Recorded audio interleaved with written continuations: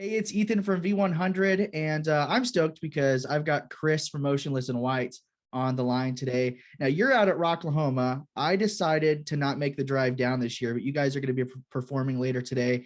This is your first show of the year, first show back since the pandemic. How does it feel?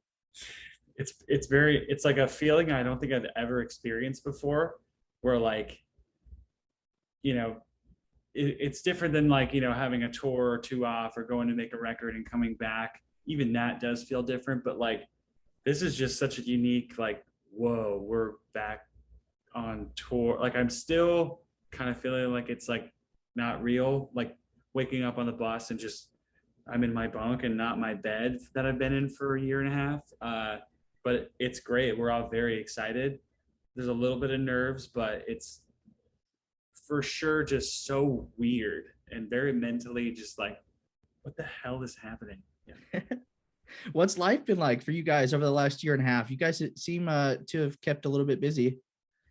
Yeah, we specifically tried like not to just take a seat to the pandemic. We felt like, well, now we have time to do like it started off and went in phases where like it was like, well, hey, like if we're not going to be touring, we have all this time to do some cool stuff that we've never done before. Like let's try something experimental or let's work on our next record.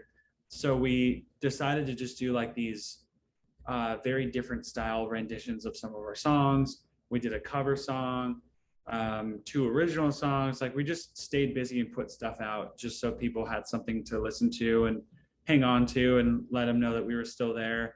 We did some live streams that were really cool. So we just tried to stay as busy as possible. Yeah, you mentioned the cover song you guys did. Somebody told me, where did that idea come from? Was that always a song that you've wanted to cover, or where did that thought process start? I've always thought the song is like one of the catchiest songs ever. Like good luck getting that out of your head for like the rest of the week after you hear it. But I love the Killers. I love the song, and I always felt like the song had this like thing about it that felt like it could be heavier, it could be more electronic or something like it could be made into a rock song or something a little bit even darker, heavier than what it was. And we heard the song on tour when we were in Europe, and I was like, we have to do it. Like it just came on and it just hit me in the right way. And I was like, we have to do this. So I've just been waiting for the right time to try it. And then once the pandemic hit, we were just like, well, let's give it a go. So we made it and we were like, if it works, it works. If not, we'll just can it. And we ended up thinking it came out really cool. So kind of a different thing for us. But when you hear the song done in like a rock way, I think it makes perfect sense. No, it's cool. Are you guys going to be playing it today? Yes, we are. First time Awesome. live. I know that you did it for the Dead Stream, and that was a Yep. really cool performance. So it'll be cool to see you guys actually get out there and do it in front of a crowd. That's another reason why I wanted to do it. I was like, imagine like playing this anywhere, people are gonna know. Whether they love it or hate it, they're gonna know it. So it's kind of like one of those like coaxing you out of your shell kind of songs. Like here's one that sing along, and then it kind of enables people to enjoy themselves a little bit more. Absolutely. Speaking of the Dead Streams, first of all, those were crazy. Love them, by the way. Pennhurst Asylum for the second stream was just insane. How did all of that come together? Like, just it's crazy. So when we decided like, wow, okay, like we're not going back on tour anytime soon. Do we do another stream? The last one was really cool, but we purposely did it in like a small, tight thing to kind of feel like it made sense with the album that we played and where we were at that time period. So when it came time to discuss like the next one, we were just like, well, where could we do this in a situation where it's a once in a lifetime or like a very unique thing? We don't want to just go on a stage. We want to do it somewhere that you either wouldn't otherwise be able to see a show or that felt like larger than life. So we actually, because we're from Scranton, was like, what's like a haunted thing in our area? And I thought like the Eastern State Penitentiary in Philly or Pennhurst, and it ended up where Pennhurst was cool with it. So it just came together from there, and it ended up being like probably top 5 coolest moments of our career for me. Yeah, I was gonna say the production on that was just massive. So much stuff going on. Like that was probably as close to a live show that I've seen out of the productions. I mean, I've watched a lot of the live streams over the last year and a half, and I was really impressed with that. It was awesome. Had a great time. Yeah, we really tried to make it really special and some sort of like landmark moment in our career. So I'm happy you felt that way. Thank you. Yeah. How do you approach one of those? Because, obviously you're still being the front man, throughout the show. You're still doing, trying to get the crowd interaction, everything without the crowd there. How does that feel?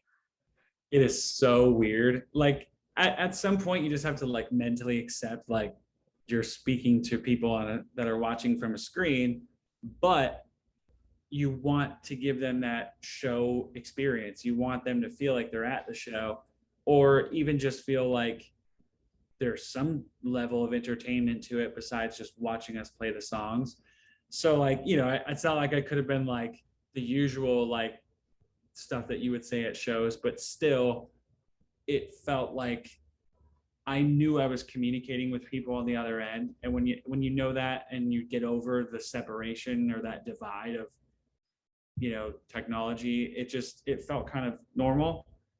It just took a little mental adjustment.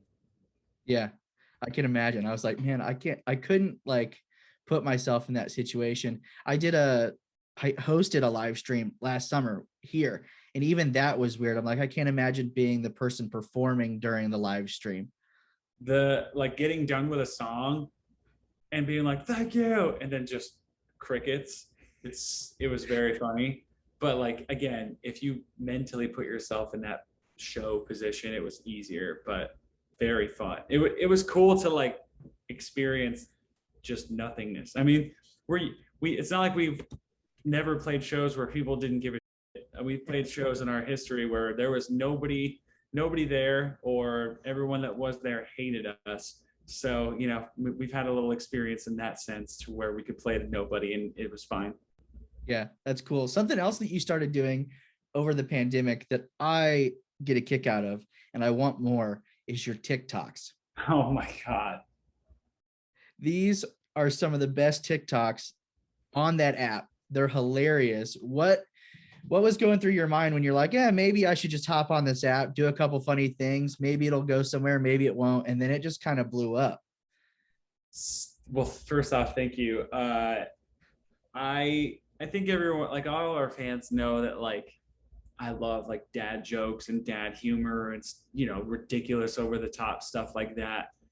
And when I started watching TikToks over the pandemic for just to have some other source of entertainment, I was like, wow, there's really like everything on here and you could do anything. And I started to kind of understand the whole like using a sound to kind of dictate what the video would be. And then it just fell into place. It was like, how could I use this to make like stupid dad jokes, or how could I use this to just be dumb? And I just tried it out and fans were like super into it and they just pushed me to do more. I feel bad because I haven't done any in months because I've been traveling, working on a record, and then right into preparing for the tour. And like, I don't want to force doing TikToks. I want to do it when I'm like, I want to do this. So I got to get back to it. I think we'll do another one while we're on the road for sure.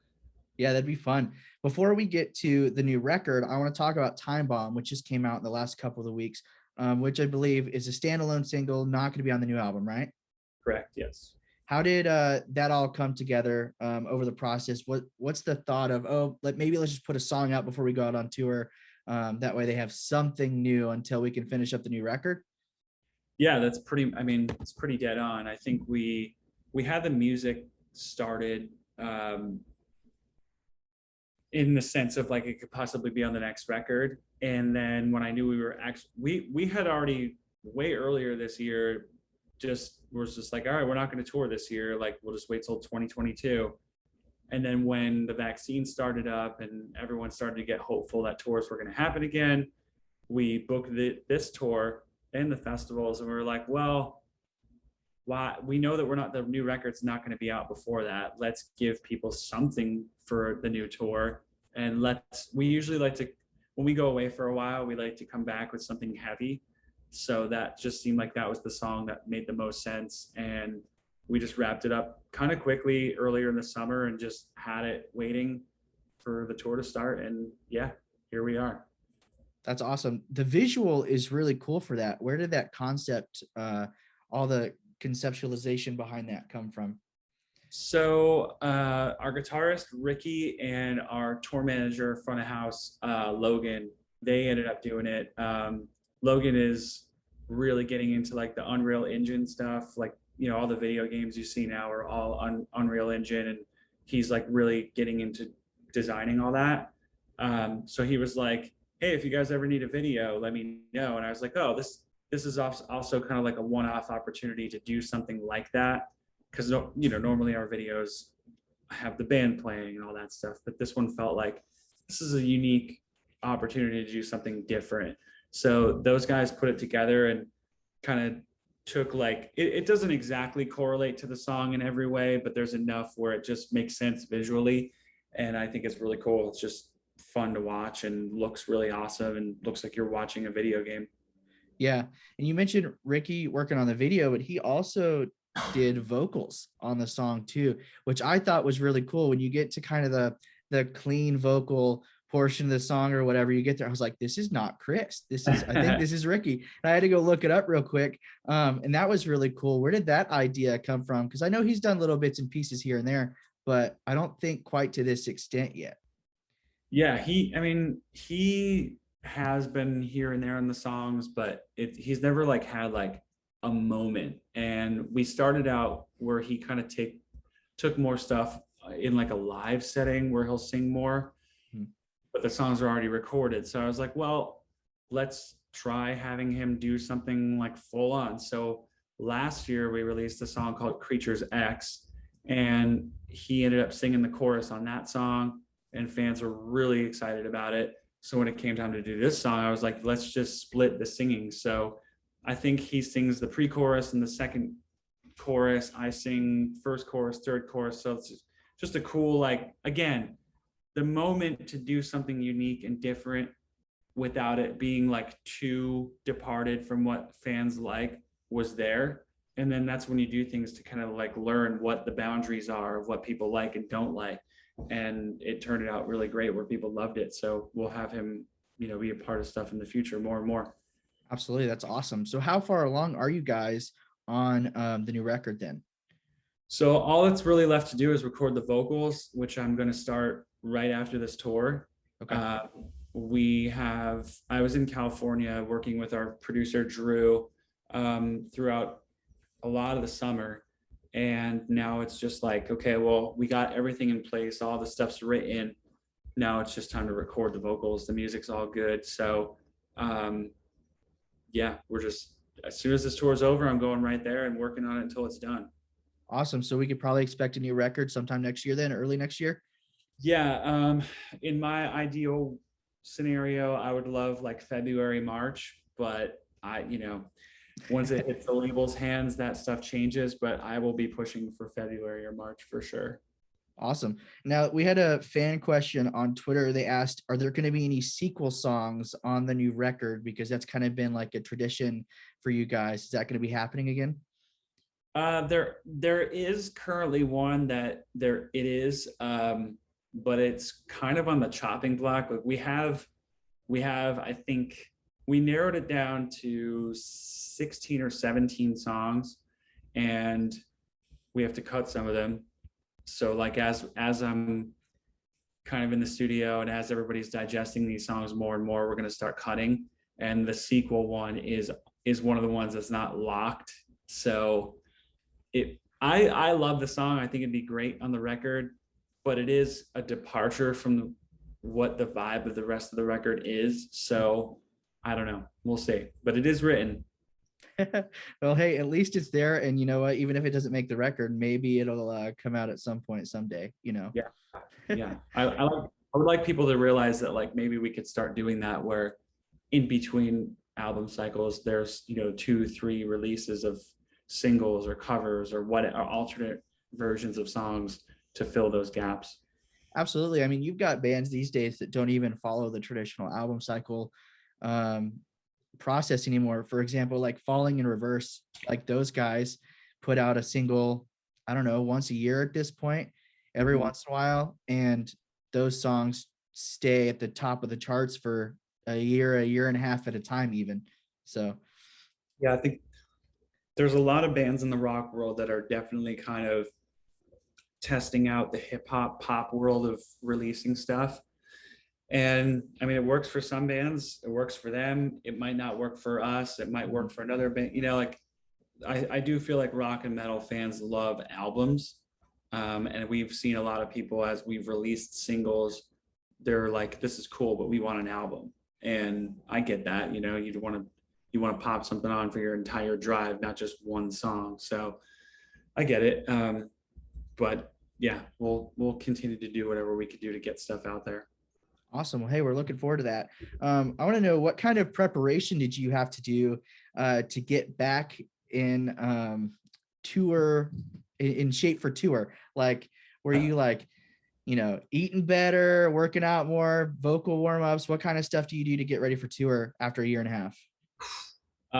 Not enough. I don't think I did enough, but yeah, I think, you know, start to realize like, you know, if there is some bad eating habits, like kind of cut back and, you know, give your body some good stuff. I did start kind of working out and walking a lot more. I love walking and just being outside a lot. I hate being indoors. I just want to be out in the nice weather and just walking or whatever. So I started doing that a lot more even while I was in California. And I feel like that helped a lot, kind of get me a little more loose. And yeah, now at this point, the number one thing that affects me more than anything is like how much sleep I get. So if I'm hanging out late because I have FOMO and don't want to like miss out on what everyone else is doing on the bus, usually always I'll end up fucking myself over, and the next day you know, my voice is really rough. So it's really just like trying to be pretty strict about getting enough sleep. Yeah, sleep is important for Yeah. sure. We had a couple of other interesting questions that I thought that fans had on Twitter. The first one was, would you ever consider doing a solo album?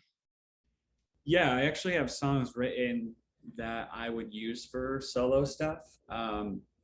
It's just so hard because like I'd rather do stuff for Motionless. You know, like I'm very heavy handed in the writing stuff for our band as well. So like it's not like I'm not getting the chance to like write stuff for a project that I'm passionate about. Like I'd rather just, I love our band. This is like all I care about and all I want to do. So like when I know that I have free time to write something or work on music, I'm just like, well, I could write my own solo stuff, or I could work on an alternate version of one of our songs in the meantime, or I could just work on a new song for us. And that just seems to be what makes me the most happy. So I think releasing solo stuff will just kind of be like more like where you see like singles or whatever once I finally do it. Yeah. It was what kind of vibe does that stuff have compared to the stuff that you're writing for Motionless? I would say like if fans know of our songs like Cinematic and Wasp and some of the more like slow, down tempo, groovy, sexy songs, it's mostly like that. Awesome. Yeah. Let's see. The other one was, what song do you wish you wrote? Oh man, there's a lot. You know, this I think one of my favorite songs ever written is, I know people are gonna, first off, the term guilty pleasure, I hate it. So this is not a guilty pleasure. Like I'm very comfortable admitting that I think this is one of the best songs ever written. There's a song called Jar of Hearts from this artist named Christina Perry. I just something, but it's not even necessarily that it's written. It's like her performance of it is so insanely believable and just honest and raw, and like the song's lyrics are just so, I don't know, man. There's something about it that's so pure and honest, and I appreciate it so much. And I love the song. And yeah, I wish I did that. That's awesome. I'd love to see you tackle that as a cover or something at some point. I think that'd be really cool. I think your vocals would fit really well with that song. Yeah, I'd have to do that for a solo project because our fans might, might have my grandmother would say, a conniption. Oh man, that's great. Well, hey, speaking of that, a lot of times the fans don't realize that you guys, you're probably not just blasting death metal in your ears all the time. What's some other stuff that you guys get into as well, other than just the heavy stuff that you guys write yourself? I mean, yeah, you're right. I do listen to a lot of heavy music. I listen to everything. I hate being the person that's like, I listen to everything, but I really do. Like, if a song's great, a song's great, whether it's country, pop, hip hop, rock, metal, I don't care.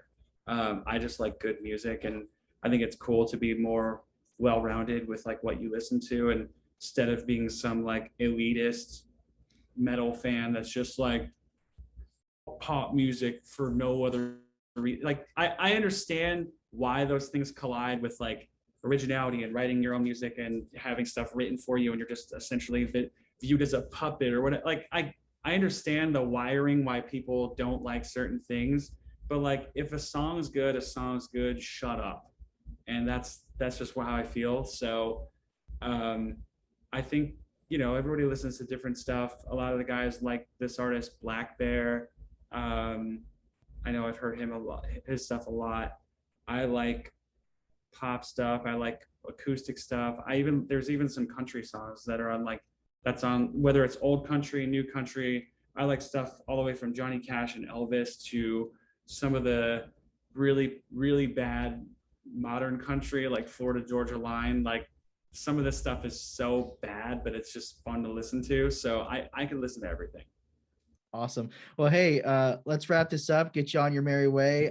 Anything else? Motionless in White, you guys working on a new record, touring coming up? What should fans know before we let you go? Yeah, definitely new record.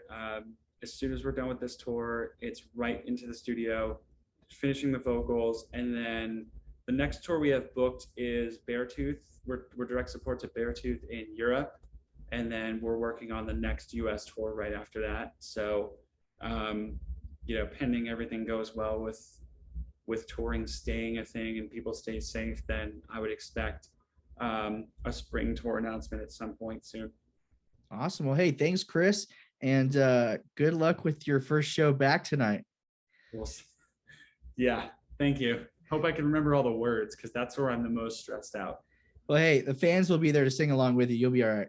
It's the best thing ever. Just like pull the mic away and put it out to the crowd. They think I'm just like having them sing it, but really the truth is I don't remember the words. It's a lot different than a live stream. You can't do that during the stream, can you? No.